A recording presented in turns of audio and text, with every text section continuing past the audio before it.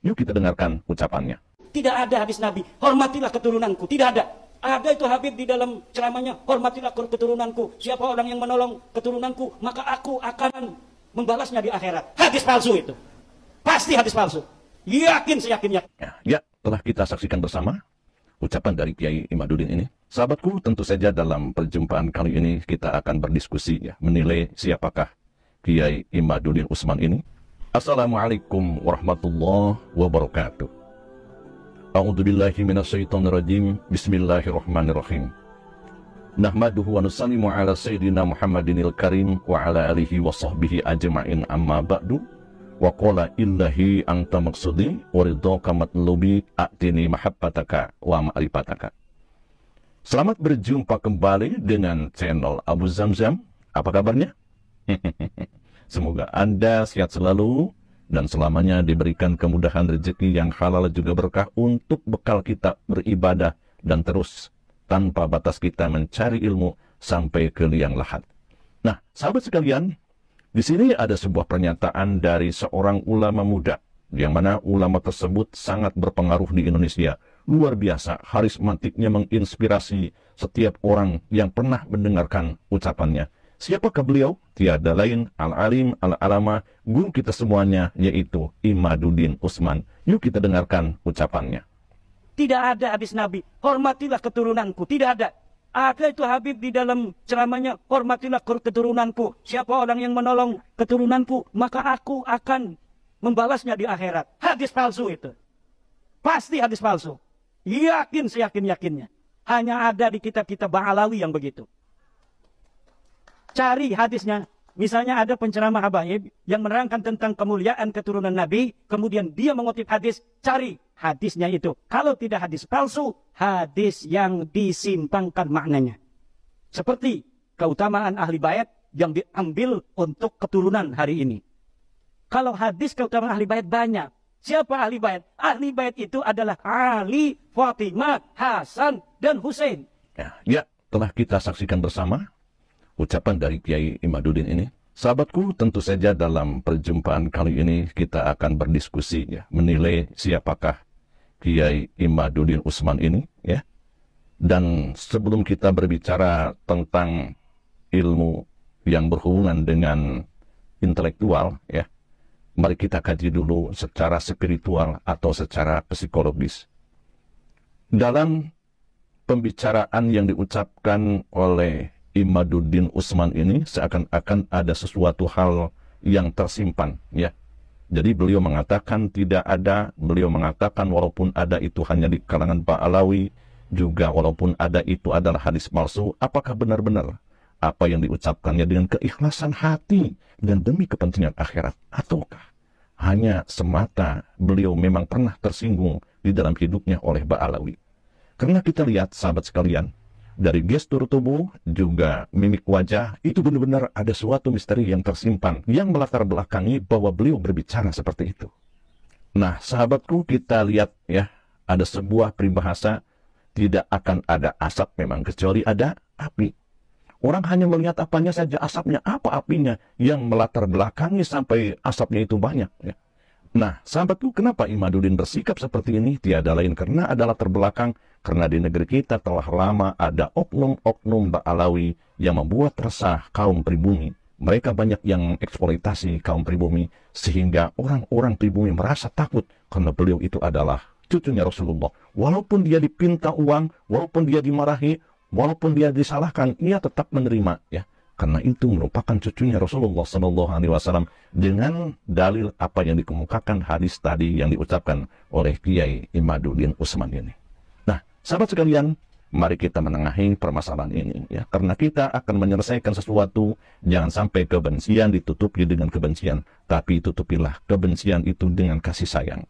Sampai kapanpun kalau kita menyelesaikan masalah kebencian, ditutupi dengan kebencian tidak akan selesai. Kita selesaikan dengan kasih sayang dan doa yang tidak pernah terputus.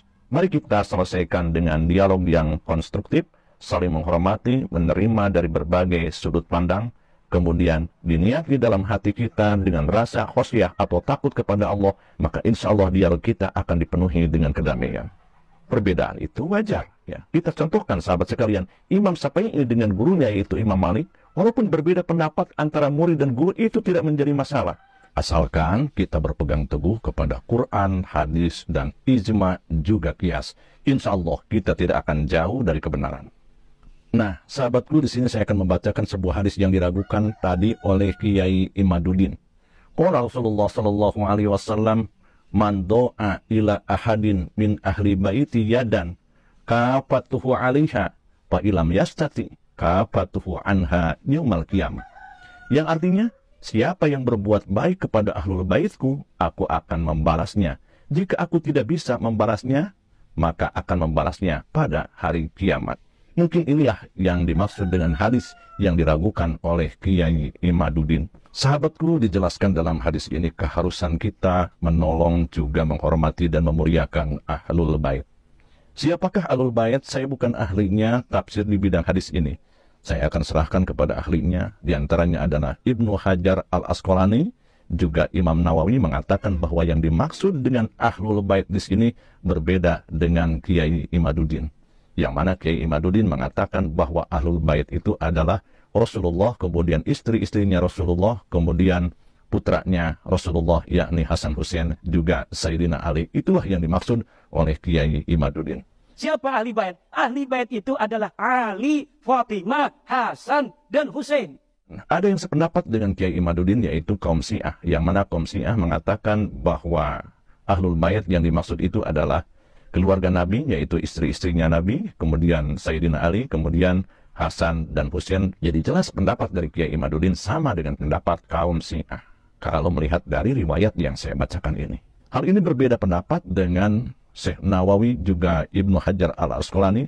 Beliau mengatakan bahwa yang dimaksud dengan ahlul bait itu adalah keturunan Nabi yang memiliki ilmu dan ketakwaan. Sekali lagi, keturunan Nabi yang memiliki ilmu dan ketakwaan. Siapa orang yang menolong ahlul bait, maka akan ditolong. Kalau tidak di dunia ditolongnya, berarti nanti di akhirat akan ditolong oleh Rasulullah SAW, yang tentu saja dengan syafaat beliau.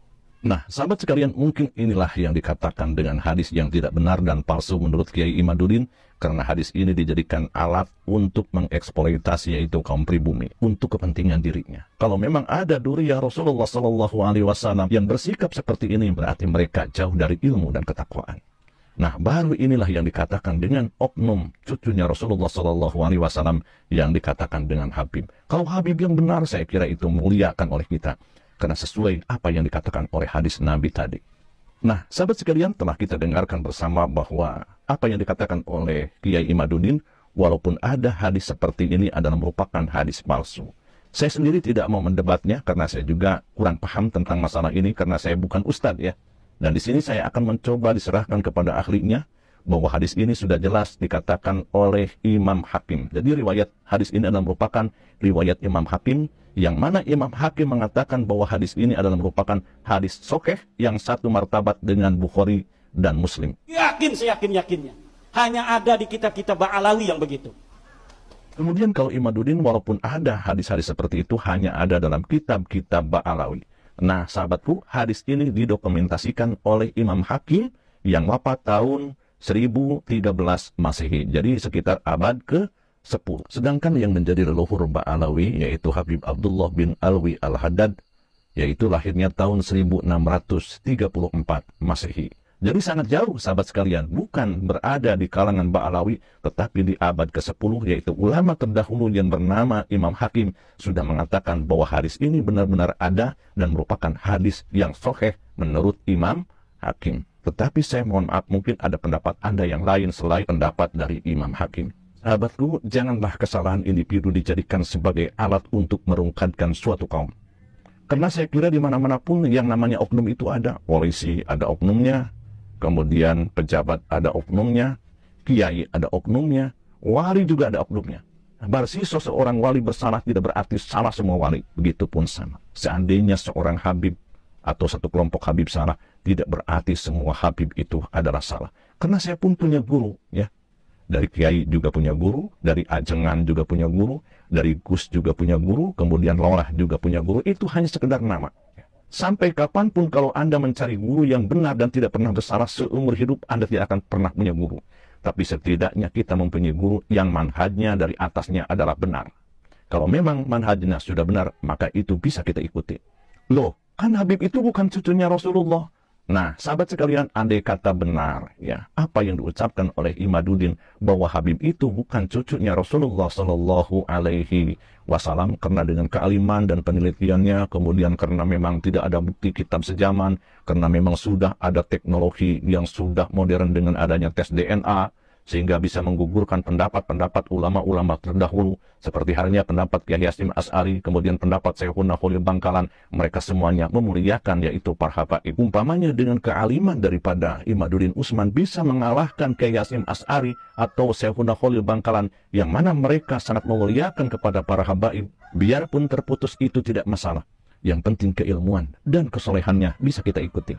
Kita ketahui bahwa ada beberapa alawi dalam sejarah yang mana mereka itu adalah tercatat sebagai walinya Allah. Saya kira kalau memang benar-benar Imaduddin tahu bahwa itu adalah terputus nasabnya kepada Rasulullah Shallallahu Alaihi Wasallam, saya kira ini pun tidak akan gugur kewaliannya, karena kewalian tidak akan diangkat dari nasab, tapi kewalian diangkat daripada tingkat kesolehan juga bimbingan gurunya. Oleh karena itu, sahabat sekalian, maka kita harus mencari manhaj dari guru, seperti halnya Kyai Hasyim Asy'ari berguru kepada Syekhuna Khalil Bangkalan, Syekhuna Khalil Bangkalan kemudian berguru lagi, yaitu kepada Syekh Ahmad Khotib, Syekh Ahmad Khotib belajar lagi kepada gurunya, ila Rasulullah Shallallahu Alaihi Wasallam. Itulah manhaj yang benar. Mudah-mudahan dalam jumpa kita kali ini kita mendapatkan pencerahan. Bersatulah umat Islam. Silakan Anda berdebat, tapi jangan sampai ucapan Anda mengucapkan kata-kata kufur. Na'udzubillahi min dzalik. Karena saya lihat di komentar banyak orang yang mengatakan antara yang satu dengan yang lainnya saling mengkufurkan. Na'udzubillahi min dzalik. Sesuai dengan keterangan, siapa yang mengkufurkan orang lain, apabila mereka tidak kufur, maka kekufurannya akan kembali kepada orang yang menyebutnya. Bersatulah umat Islam. Silakan Anda berbeda pendapat, tapi jangan sampai ada suatu kebencian. Saya katakan telah dicontohkan seperti Imam Syafi'i dan Imam Malik. Walaupun memang antara guru dan murid ada perbedaan, tetapi mereka tidak ada suatu kebencian. Malahan Imam Malik merasa bahagia karena muridnya sudah mandiri dan menjadi seorang mujtahid.